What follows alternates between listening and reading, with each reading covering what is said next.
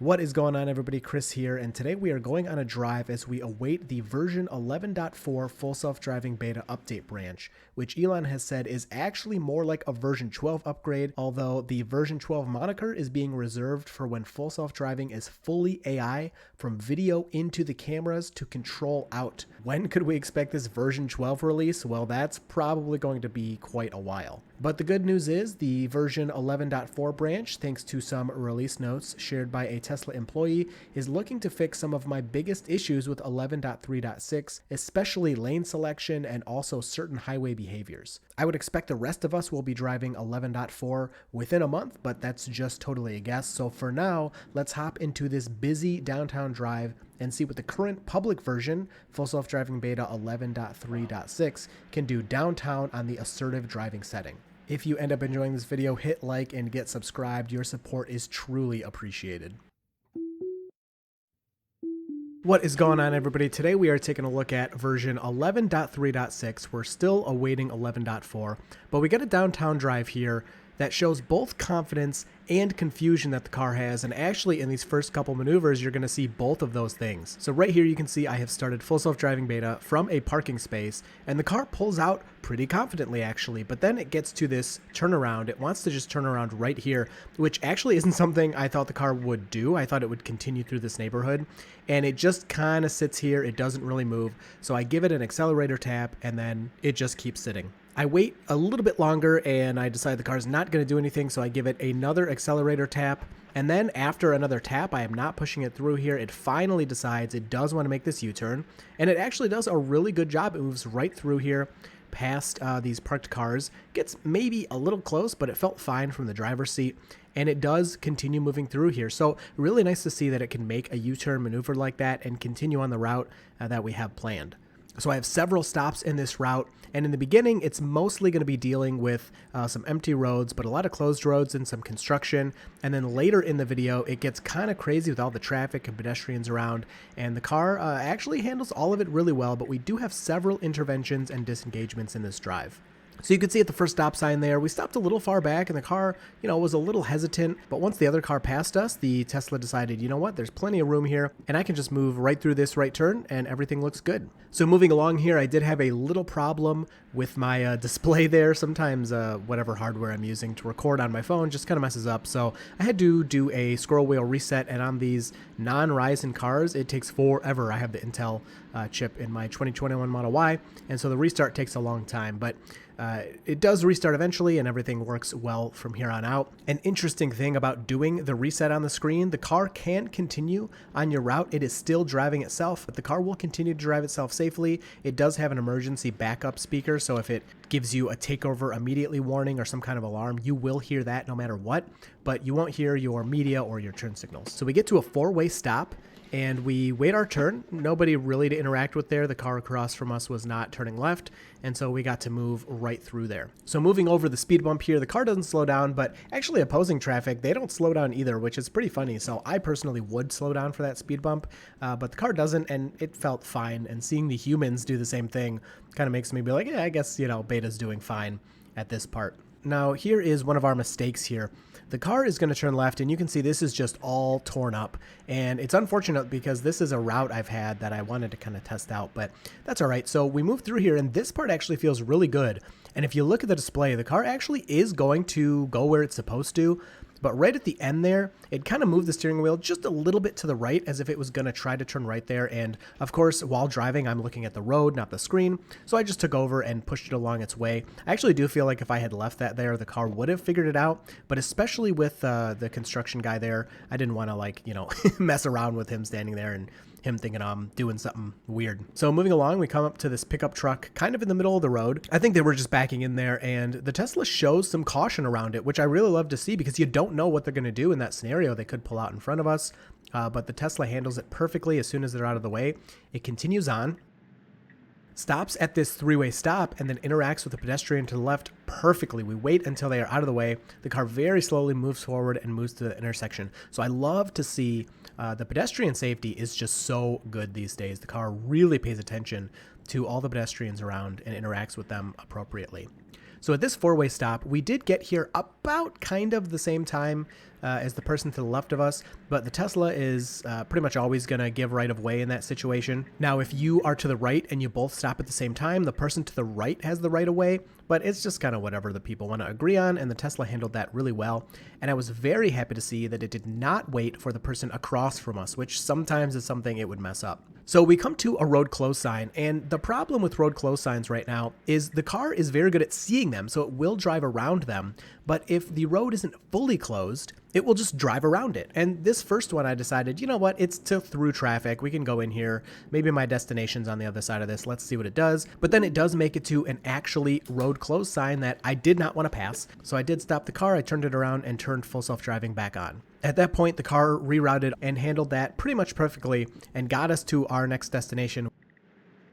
So we come back up to the construction, except this time we're turning right. No big deal. Although this truck to the left, the car does become hesitant, and it's just so funny to see because it confidently moved to the right of the truck. We had plenty of room there, and then as we're pretty much passing the truck, that's when it loses confidence. It gets a little confused and slows down, although we're pretty much already clear of the truck, so very strange. Now this right turn here, I made a mistake. Whenever we have a pedestrian involved, I always hover my foot on the brake, of course, just in case the car is going to do something wrong, and I just accidentally pressed the brake, so that is not something I'm counting as a disengagement. As the car was decelerating, my foot just tapped it, so I just turned it back on right away. You could see the car waited for the pedestrian and then moved forward. So moving on here, we have a bus stopped that's either picking up people or dropping them off, and Beta does a great job here of moving around the bus. I mean, it's not too complicated, but it's something that the car can take a long time to do. It had to wait for another car that was pretty much in our blind spot, and as soon as they were out of the way, full self-driving moved over and continued on the trip. We do have a red light here where we kind of get stopped because there's people stopped in the intersection and we get stopped while it's green, but Beta luckily sees that it turns red and just doesn't move from there. It just stays exactly where it was. And that is really nice to see because in the past, sometimes that could be a little confusing for the car for whatever reason. It may, kind of try to go if it's red or scooch up a little too much or something like that. But this one was handled perfectly. So now we're coming up to somebody that wants to turn left into this parking lot, and there simply is not room. There's not room for them to turn left. There's not room for us to move to the right of them, and Beta just has to wait and be patient. And I actually can't believe how patient it is in this scenario. It scooches a little bit near the beginning, but then it just waits and waits. And as soon as the other cars kind of get out of the way, this person still takes a little bit longer than I think they should. I don't know what they're waiting for at this point.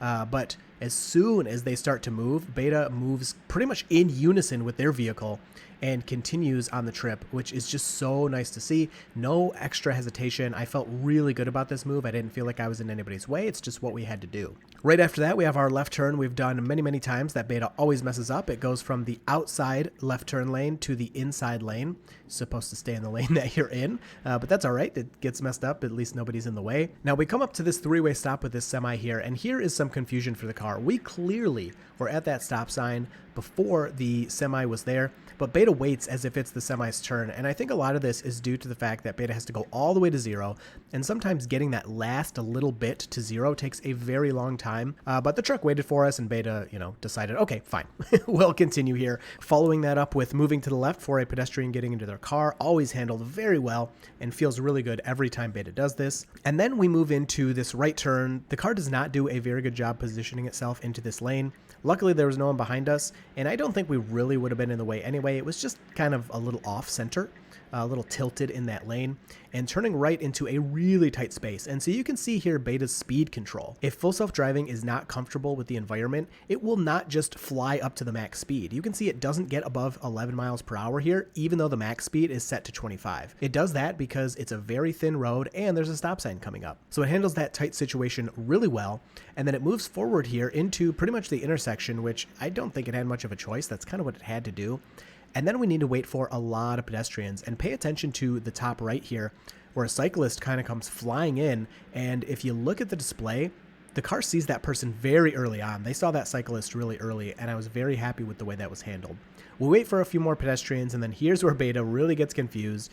Even if people are walking behind the car, Beta is kind of scared to proceed. And so you can see a person walked behind us from the right and a cyclist came behind us from the left. And both of those, I think, just made the car really hesitant at that point, but we did safely make it through. Now, right after that, pretty much the whole rest of this road, it gets blocked by parked vehicles, and I am pretty amazed by the way Beta is able to just pretty much drive in the middle of the road. It pretty much has to drive on the solid double yellow line because everybody is parked here in the cycling lane. I don't even know if they're allowed to park there, but they are, and so we drove around all of them. Now, I do get comments sometimes, hey, it's double yellow, you can't pass. Well, you're not going to sit there and wait for everybody to move their cars. You have to pass in that scenario, and Beta handles it really well. Now, coming up is probably the worst part of the drive, which is only exacerbated by the fact that there is a cop behind me through pretty much this entire section. So it was a little stressful. Now, I don't know what Full Self-Driving is thinking here, but it pretty much gets past the crosswalk for this red light. And I think what it's doing is it's in the intersection and it's going to continue through this move since it's already in the intersection, but it is just the most awkward, painful thing. And we are just moving so slow through here. We end up getting a pedestrian in the crosswalk, so we wait for them, which is the right move, but just sitting here so long, knowing there's a cop behind me, I'm kind of like, man, this is awful. But at the same time, I'm almost at the point where I'm like, hey, if I get pulled over, that's a good title and thumbnail, at least for the video. But I guess Beta didn't do anything too wrong here because the police officer leaves us alone. And then we move into another disengagement here, and pretty much all of these disengagements you'll see are due to construction in some form or another. So you see ahead that the road is closed. Again, the problem is there's enough space maybe for the car to kind of squeeze through there, so that's what it's going to do. But you could see it was thinking about turning right, and I did wait to the last second. I did try to allow it to make that decision to turn right, but it ended up thinking, hey, I got room. I can, proceed the way I'm supposed to go, the way the nav is telling me. So I did have to disengage and take over there. We have a lot of pedestrians here, and I was very thankful, again, that the car moved through here as soon as it was able. We didn't have too much hesitancy. It moved as soon as it was safe, which was great, because sometimes when you have a lot of pedestrians around, the car can just sit there forever and ever and ever, and I just wanted to get out of the way of that cop, if I'm being totally honest. A lot of times, I would just take over, but, I wanted to see the car was doing things, for the most part, correctly, so I was trying to only take over where I really, really needed to. So now we have a three-way stop once again, and there's a pedestrian far off, which is great to see. It's a divided road, and the pedestrian in the crosswalk is really far away, but Beta has no problem waiting for them and moving forward as soon as it's safe. Even though that car across from us was pretty aggressive, pretty assertive, they came into that stop pretty quickly. Beta moved right through. And as we move through that stop, we get to another crosswalk, which she's kind of maybe thinking about going. She's being a little hesitant, but of course Beta is going to give that right away to the pedestrian as it should and allow all of those people to cross, no problem, and move forward as soon as they are out of the way. No hesitation there. Now, right after that, the car continues, does some really good driving, and we have some parked vehicles in the right lane. Now, they're not affecting us, except the person that's to the right of us needs to move over to go around those parked vehicles. And once again, Beta is very polite. It lets them move right in front of itself and has no problem with that. No brake slamming, and handles it really nicely, really smoothly. Now, moving up to this left turn, you'll see one of my big complaints here. Beta always waits, or for the most part, always waits for the gap in the left turn lane, which, is technically, legally what you're supposed to do. But if a left turn lane is really backed up, or even a little backed up, as we just saw here, it can really throw Beta off because it's not going to get in early enough. And sometimes it'll just completely miss a left turn if the left turn lane is backed up.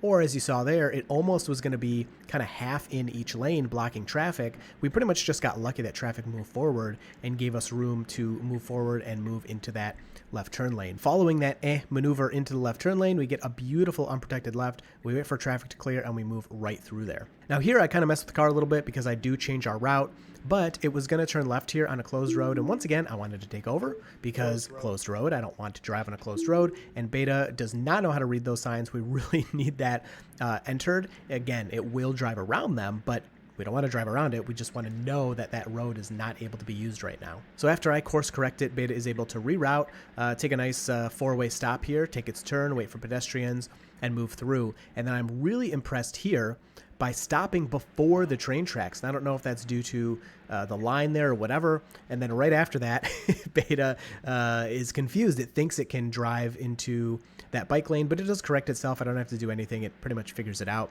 And it's supposed to turn right after that, and for whatever reason, it just totally misses the right turn. But you know what? I actually don't really care that much. I don't mind, because the correction that it made was graceful, it was safe. It just kept driving, found a new route, and continued on that new route. I didn't need to do anything. If I was a passenger, say, and I didn't have to be paying attention, I probably wouldn't have even known that it missed a turn there. I just would have thought it had to keep driving and turn right somewhere else. Now after that, we have several sets of four-way stops here. The car nails all of them. It does such a great job. Even with other cars around, it knows when its turn is and when to go. It doesn't hesitate too long, which in older versions, even with completely clear intersections of four-way stop with no vehicles around, Beta sometimes would stop and just wait there for so long. So it's nice to see that that's been taken care of. Now the intersection we're looking at, we're taking a left turn right now. We've seen this intersection several times before, and pretty much what always happens, there's too much traffic. We cannot make it through on this unprotected left until the light turns red, and I have had to push it through here before, and you'll see actually several humans, once this turns red, they run the red light, and I was so happy that Beta actually did move through the turn. I didn't think it was going to do it, but it did push itself through there just barely, which is the legal thing to do when you're in the intersection. And actually the person behind me, they went through that red as well. I didn't think they were going to do that. I don't think I would have done that if I was them, but it just goes to show that's what you have to do in these city environments to really push through these intersections. So overall, even though I needed to disengage for several instances that were pretty much related to construction or closed roads, I think Beta did a very good job. The ride felt so smooth. It was very safe. Pedestrians were handled really well. All the four-way stops were handled nicely. But I do look forward to hearing your comments down below. Please let me know what you thought of this drive, how you liked this video. And if you did like it, please hit like, get subscribed, and you will see me in the next video.